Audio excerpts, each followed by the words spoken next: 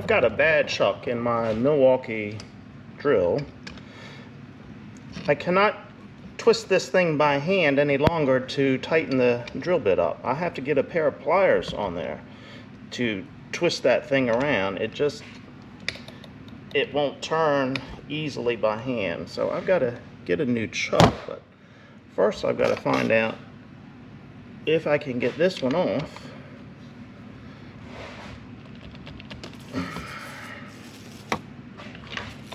And I imagine this is a left-handed thread in there.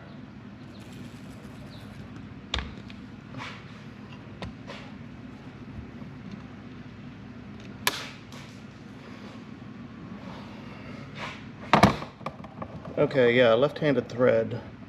I used a large Phillips screwdriver, but it looks like maybe you could use a flat screwdriver as well. No, it looks like the larger, I guess that's a number 3 Phillips screwdriver is the better one. I don't know what I gotta do now.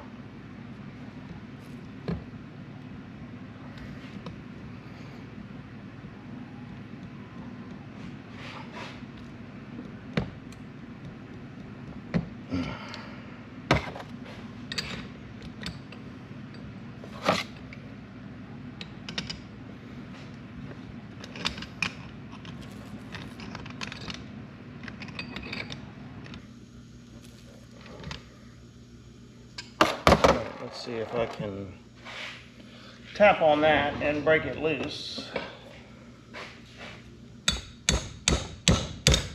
Oh, there we go. There we go.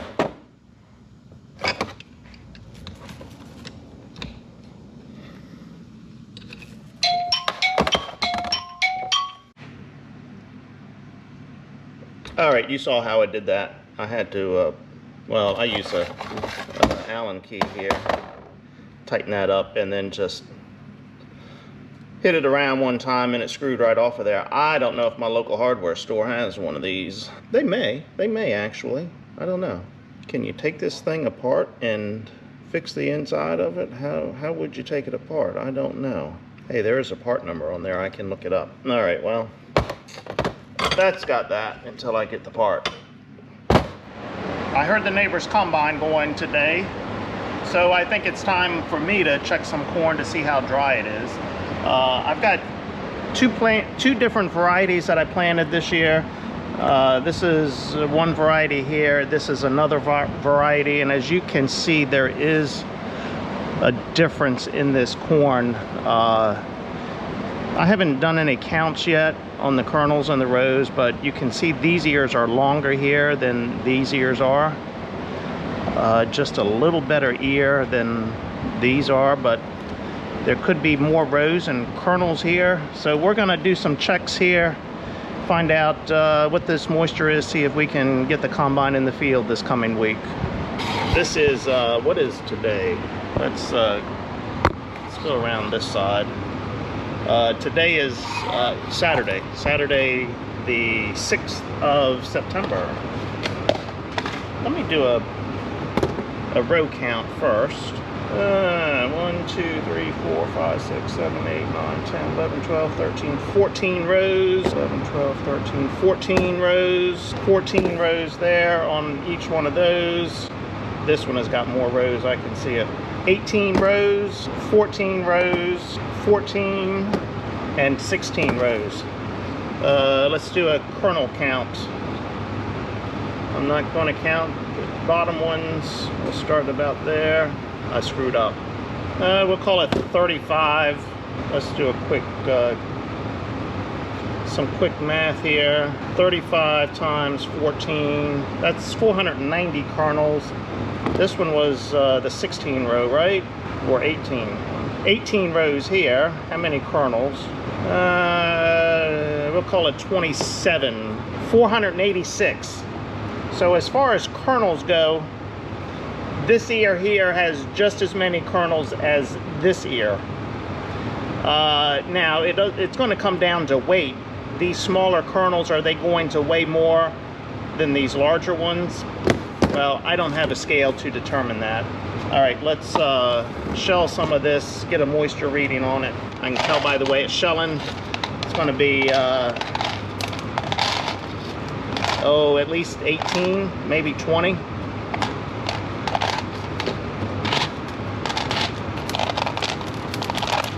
Oh, now the tip end of that was dry. I could tell by the way it came off of there.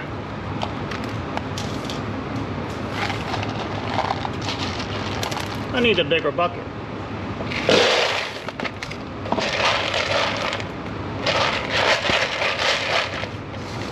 Okay, let's see what we got going on here. I got to change the plate. It's on wheat.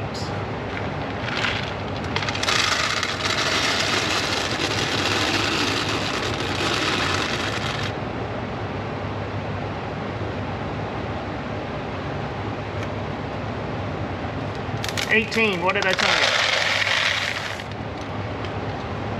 you? And by the time it goes through the combine, you're going to add a couple more points. So we're still at 20%, 21%. So that's still too wet for me because I don't have a dryer. Let's get one more check here.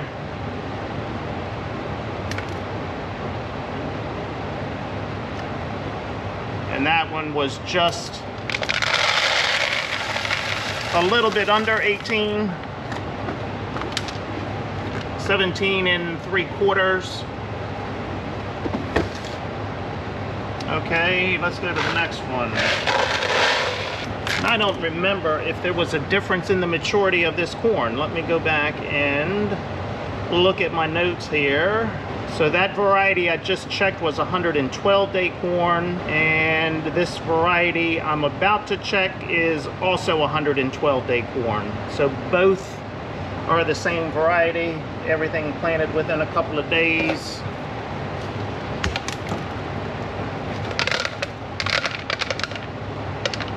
I'll show you the difference in these kernels. All right, so these are the kernels, the 18-row kernels here. You can see those, and then these are the 14-row kernels. So there is a difference in those kernels, as you can see. Feels just a hair, let's tilt you back up here. Feels just a hair drier in the way it's coming off of here, but not by much. Not on this first ear anyway. Maybe not as I get to the end of this. Unfortunately, I need to hire some people at the hardware store. In the last 6 weeks, I've had 2 people find other jobs, and so man, that's putting us in a bit of a bind right now. That means I've got to be in the store more than I want to be, and this is not a good time of the year for me to be in the store. We did a couple of interviews the last 2 days. Got another interview scheduled for Monday. I would like to have a better pool of candidates to draw from. We haven't really got one yet that stands out at us to say, yep, gotta hire them. So I'm doing the schedule. I'm in the process of working on the schedule for September. Luckily, we have employees that don't burn bridges when they leave us, and so we are able to call those employees, I won't call them ex-employees, former employees, when we get in a bind, and they will come in and help. So for the last 2 or 3 weeks, we've had 2 of our former employees coming in and doing some fill-in for us. So that's been a big help to us, but you can't continue calling on them when they have 9 to 5 jobs, because eventually they'll get burned out from too much work. But that's the nature of running a retail operation. I'm guessing this is going to be maybe 17%. 17, 18 is what I'm guessing based on the way it is feeling coming off of here.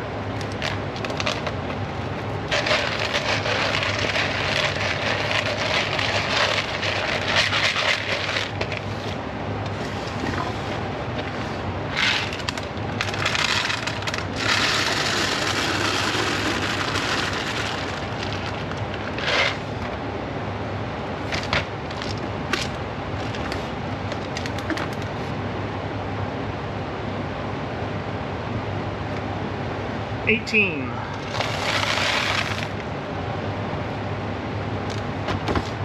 Let's do one more check.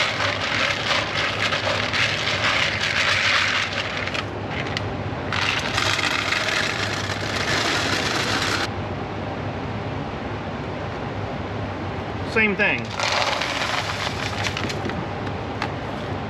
18%. All right, we got another week still before we have to worry about getting the combine in the field. I got the oil changed in this tractor yesterday. This tractor, I think I've got all, well, no, I don't have it put back together. I do have the new lines on here. Got the one line shortened, had the other line made up. The line for the left brake, I'm just gonna leave that alone. It doesn't look as rusted under there, so we're just gonna leave that be until something happens to it. All I've got left to do now is just to put everything back together here. Got all the shields to put on. I've got to put the plate back in the floor over here, right there. Put that plate back in, and hopefully this tractor will be good. Now, 3 days ago, when I walked in here, I don't think I put it on the camera. I came in and this tire was flat, down on the ground flat. The other side has a slow leak in it. About once a month, once every 6 weeks, I have to add some air to it. I've never had an issue with this tire. It was really strange. So I pumped it up. That would have been Tuesday or Wednesday. As I said, today's Saturday. Pumped it up, put 27 pounds of air in it. It's been okay since. Let me get my gauge here and check it right now. But I checked it, I think it was yesterday. It was still at 27 pounds. Let's check it again today. And it is still at 27 pounds. So what the hell? Why did it go flat? I parked it in here last Saturday, and it was Tuesday, I think, when I walked in. Tuesday or Wednesday. And I don't recall making my wife mad that she would come down and let the air out of the tires. I've said this before. Throughout the years, she has always said if I made her mad enough, she would come down to the farm and let the air out of all of my tires. She wouldn't put holes in them. She knows that would be stupid because that would just cost money, but she has always threatened just to let the air out of all the tires on the farm, just because I would spend all day pumping tires back up. I don't recall pissing her off where she would come down here and let the air out of that tire. Did I piss a former employee off? Well, the shop normally stays locked. There's not a whole lot of people that know the code to get in here. I don't know. It was just strange. So let's keep our fingers crossed and hope there's no more issues with that. I'll just try to be nicer and not piss anyone off, I guess. But that's just hard to do when you get to my age, because you just kind of say the first thing that comes to your mind, and that's not always the best thing to say. And the rain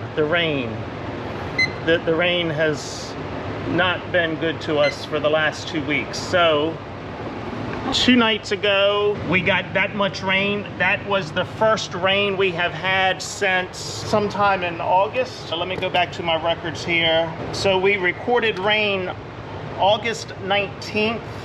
We had 1.98 inches of rain. Our next rainfall was not until September 4th. So that is, what is that, 11, 12, 16 days without rain. And so then we got 0.19 inches 2 nights ago. There is a chance of rain this evening into tomorrow. 50%, 70% chance. Let's hope we get it. Of course, the corn is done. Rain is not going to help that. But with soybeans, there's a possibility rain could help late soybeans, but soybeans are hurting right now. We'll walk out here and look at these. So these are the early beans. I hear a siren. Is that ambulance or fire truck or police? I don't know. I'm thinking it's ambulance. Yeah, no. Nope, that's fire truck. I'll be darned. These were the first beans I planted. they're done. I don't think rain will help them now, but you can see how they're just kind of wilting over. They had some good height to them. Let's pick a spot and walk out here. Let me get one of my sprayer tracks so it won't be too difficult to walk out in here. Of course, I'm walking right towards that weed. All right, let's look down in here. Okay, well, you can see right up here to my waist on these. Got a few pods on them. These, yeah, they got a bean in them. But like here at the top, they didn't fill out all the way. Maybe we might get one decent bean out of there. The other two are not going to make. Two decent ones, the other one is not going to make. Down here towards the bottom, even that one is not. There's only one really good one in there that's filled out. So this crop had potential, but when the rain cut off, our potential went out the door.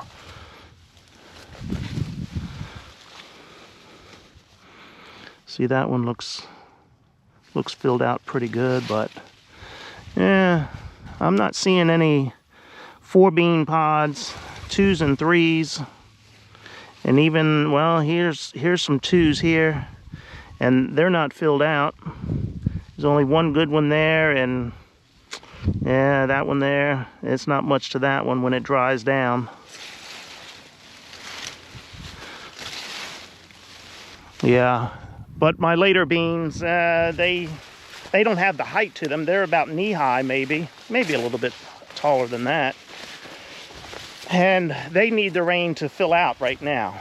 Rain would help them tremendously, but we need an inch of rain on them at least. I hear more sirens. As I was just telling someone in the hardware store today, if things don't improve price-wise, I think there's going to be a lot of farm auctions next year, come next spring. And this is across the country. This isn't just here in my area because of the weather. This is across the country.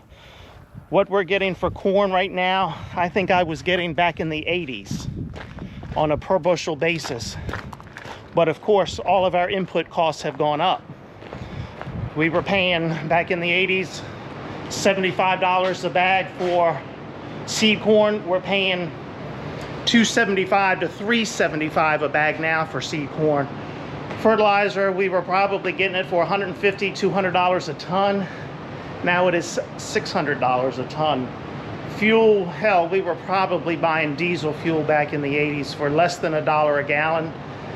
Now it's, I just got a delivery yesterday. I didn't look at the ticket, but it's over $3 a gallon for diesel fuel. So things have to change in the farm economy. It's not good. And if you're watching other guys' videos, I think the other guys are saying the same thing. If they're not saying it, that means they are being paid to keep their mouth shut. When I say being paid, it means they have sponsors, so they have to be careful of what to say.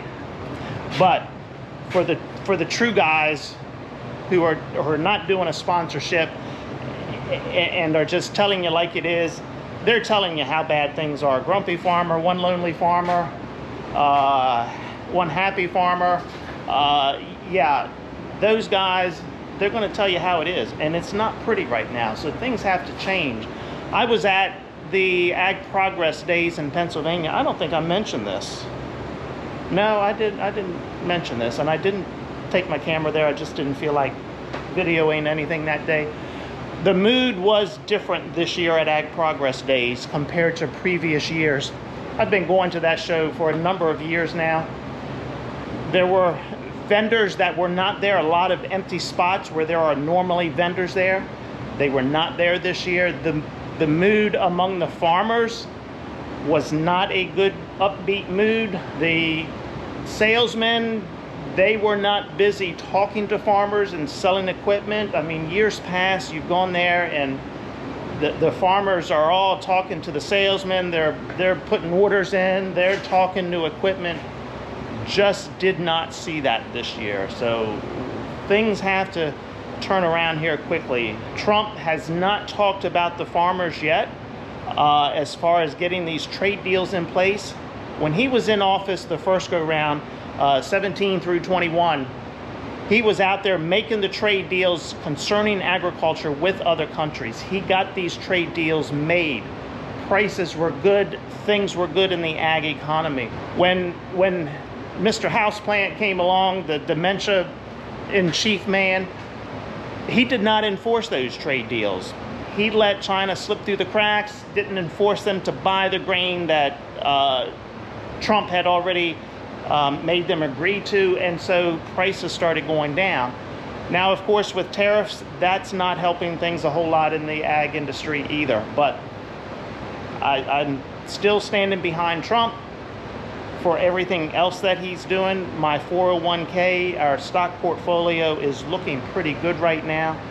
With what he did with Doge and cutting back, this stuff takes time.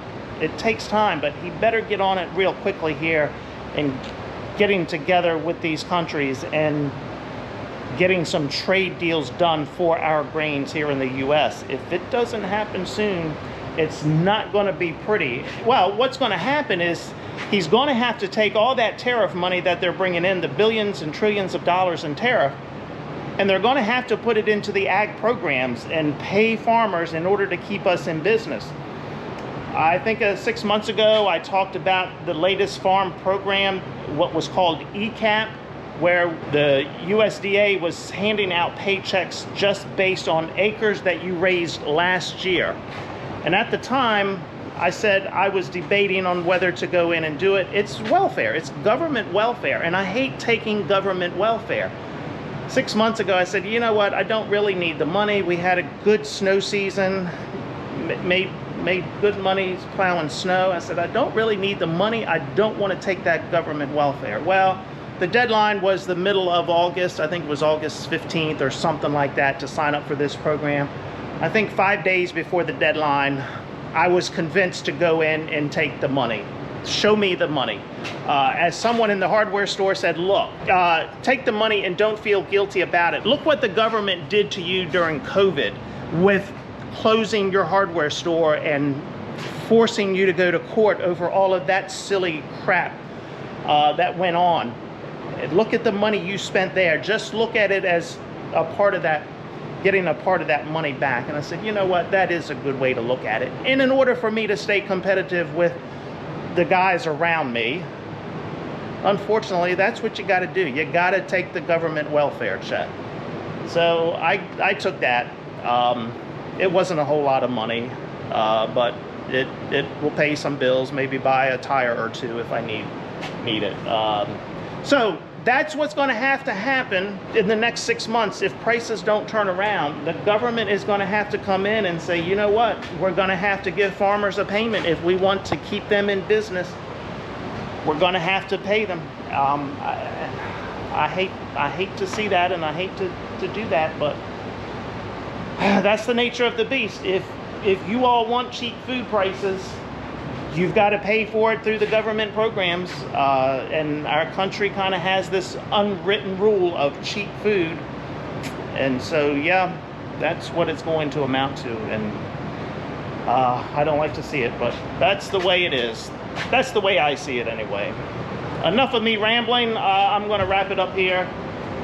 Just got some odds and ends here to do, nothing important to put on camera. So I'm going to say, see ya!